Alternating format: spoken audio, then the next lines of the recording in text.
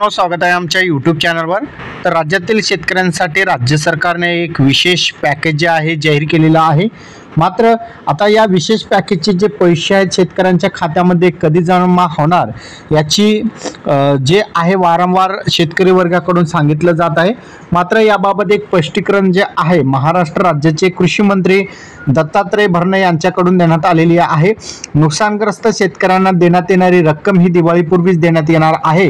ही रक्कम एनडीआरएफच्या निष्कानुसार आहे आणि मिळणारी रक्कम निश्चितच कमी असून ती तुटपुंजी आहे, परंतु ती पहिल्या टप्प्यातील आहे अशी कबुली सुद्धा राज्याचे कृषी मंत्री दत्तात्रय भरणे यांनी दिलेली आहे। तर महत्त्वाची ही एक बातमी होती ज्या अंतर्गत नुकसान भरपाई अंतर्गतचे जे काही शेतकरी वर्ग पात्र आहेत त्यांच्या खात्यामध्ये जे पैसे आहेत ते दिवाळीपूर्वीच थेट त्यांच्या बँक खात्यामध्ये जमा होणार आहे। त्यासाठी तुम्हाला काही करण्याची गरज नाही, फक्त यादीमध्ये नाव पाहिजे आणि तुम्ही ॲग्रीस्टॉक मध्ये रजिस्ट्रेशन केलेलं पाहिजे तरच तुम्हाला हे पैसे थेट तुमच्या आधार लिंक असलेल्या बँक खात्यामध्ये जमा होणार आहे।